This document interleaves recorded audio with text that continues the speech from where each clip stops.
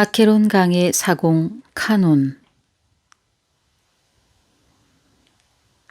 베르길리우스와 나는 지옥의 문 앞에 섰다.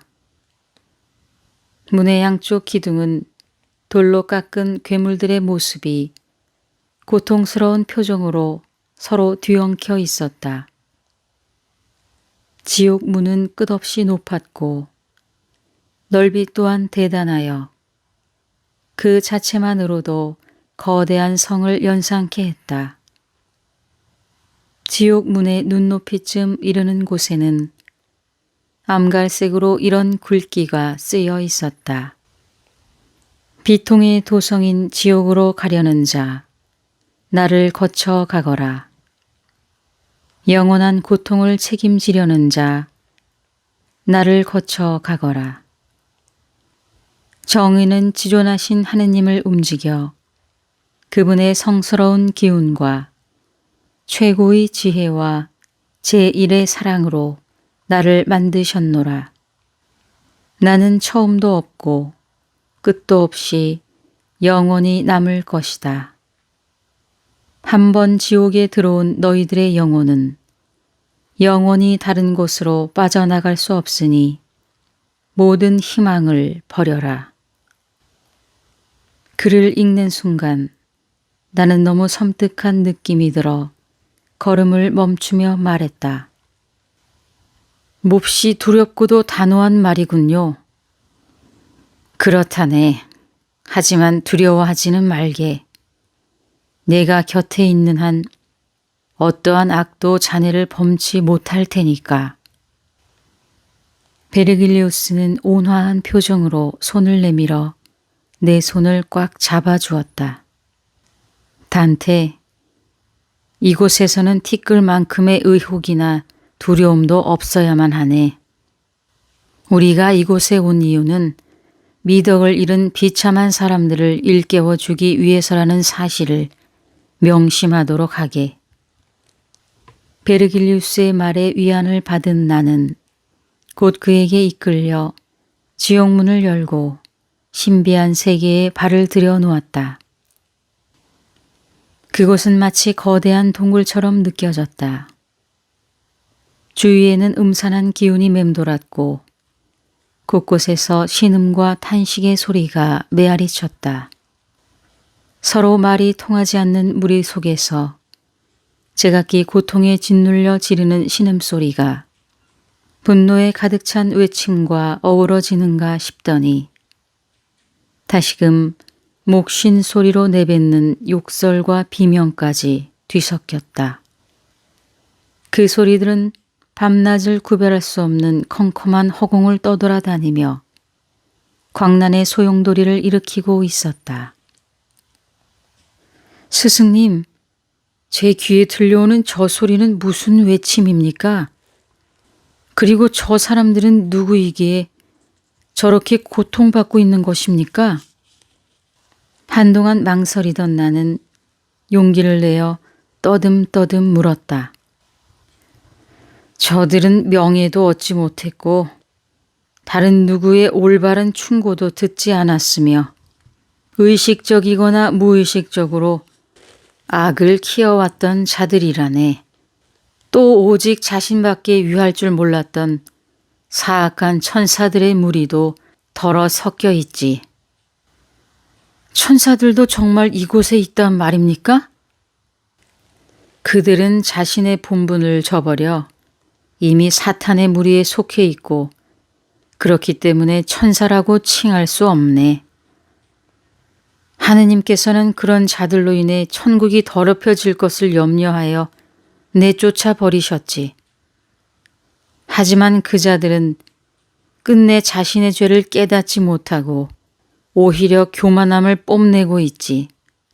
그래서 이곳에서까지 따돌림을 받고 있다네.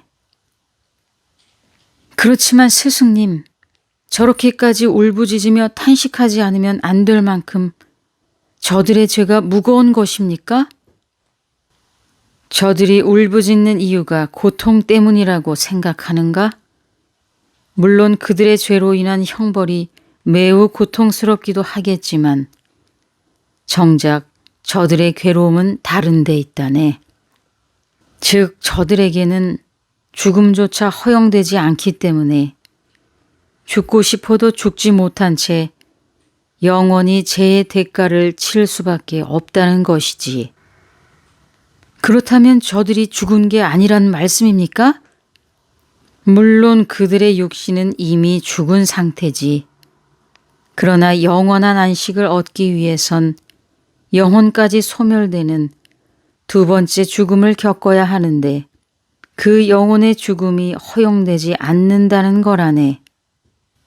스승님, 저들의 고통스러워하는 걸 보니 제 가슴이 미어질 것 같습니다. 단테, 저들을 위해 절대로 눈물을 흘리거나 동정하지 말게. 자네가 할 수 있는 일이라곤 그저 묵묵히 바라보고 지나가는 것뿐이라네.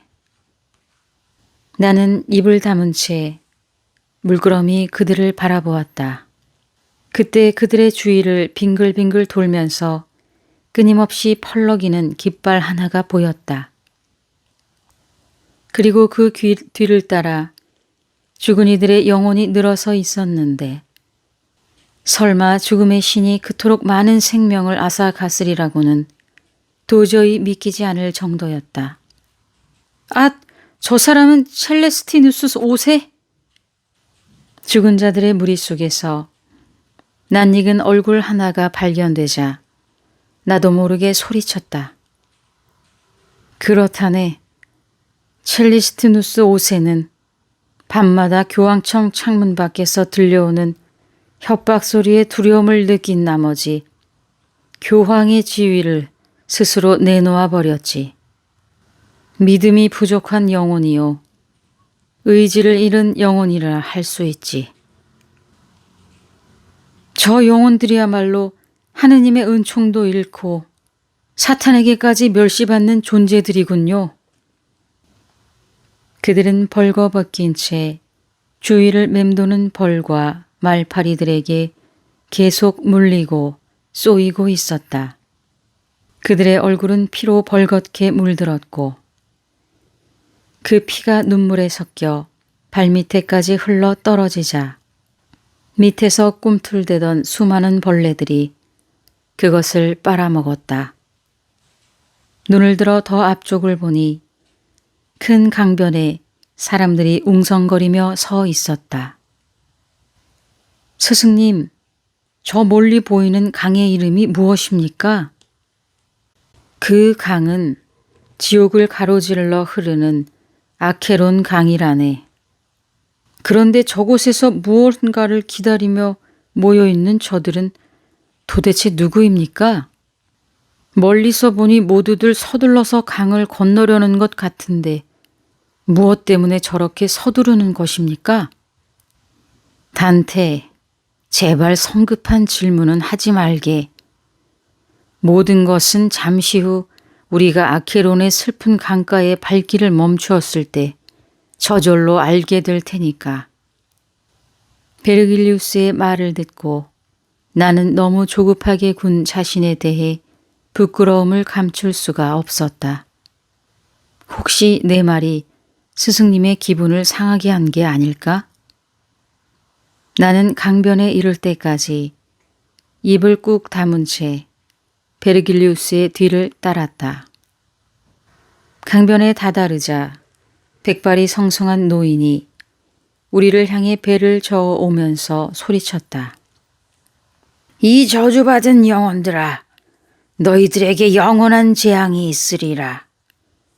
너희들은 감히 하늘을 우러러볼 자격이 없을 뿐만 아니라 볼 수도 없을 것이다. 이제 나 카로는 강 건너 저쪽의 영원한 어둠 속으로 오직 뜨거운 불길만이 이글거리는 곳으로 너희들을 끌고 가리라. 강변에 배를 댄 카로는 공포에 질려 부들부들 떨고 있는 영혼들을 노려보았다. 그리고 하나하나 배에 오르도록 명령했다. 어쩌다가 주춤거리거나 뒷걸음질 치는 자가 있을 때는 노를 들어 사정없이 후려쳤다. 드디어 내 차례가 되어 스승 베르글리우스와 함께 나란히 뱃머리에 오르려 했다. 잠깐! 내 놈은 누구냐? 내가 아무 말도 못하고 우물거리자 카로는 눈을 부릅뜨며 병력 같은 소리를 질렀다. 너는 어찌하여 하늘의 섭리를 거역하고 여기까지 왔느냐? 죽은 자의 영혼이 아니고서는 절대 이 배에 탈 수 없다. 또한 너는 죽어서도 이곳에 올 자가 아니니 냉큼 죽은 자들로부터 물러서거라. 카로는 산 사람에 대한 분노로 얼굴이 일그러져 있었다. 그때 베르길리우스가 내 앞을 막아서며 카론에게 말하였다. 아케론강의 사공인 카론이여, 성내지 마라. 이 사람은 하느님의 뜻을 받고 따르는 것이니 너는 아무것도 묻지 말고 물러서도록 하라. 순간 카론은 흠칫 놀라는 표정이 되어 입을 다물었다. 그러나 끝내 노여움을 삭히지 못한 채 일그러진 표정으로 한 걸음 물러섰다. 나와 베르길리우스가 배에 오르고 난 다음 드디어 배 안에 영혼들이 가득 찾아 카로는 혼자서 그 큰 배를 저어갔다. 아케론 강물은 검붉은 빛이었고 썩어가는 피처럼 악취 또한 대단했다. 영혼들은 배의 난간에 매달려 초점을 잃은 눈으로 멍하니 강물을 바라보았다. 그러다가 어떤 자는 가슴을 치며 통곡하였고 또 어떤 자는 강물을 향해 손을 뻗으며 무언가를 잡으려 했다. 스승님, 제 눈에는 아무것도 보이지 않는데 저들은 마치 강물 속에서 무언가를 보고 있는 것처럼 행동하는군요. 강물 속에 무엇이 있기에 영혼들이 저렇게 안타까워하는 것입니까? 세상을 떠나온 영혼들은 아케론강에서 각자 자신들이 살아온 과거를 돌아보게 되어 있다네. 강물은 마치 거울처럼 과거를 그대로 되새겨주지. 그래서 지금 저 영혼들은 자신의 삶을 좀 더 선하고 성실하게 살지 못한 것에 대해 뼈저리게 후회하고 있는 것이라네. 그렇지만 그것은 영혼들만이 볼 수 있는 것이기에 자네에게는 이 아케론 강이 단지 썩고 냄새나는 것으로만 보일 뿐이라네. 문득 고개를 돌려 우리가 떠나왔던 강변을 돌아보니 벌써 새로 도착한 무리가 배를 기다리며 웅성거리고 있었다.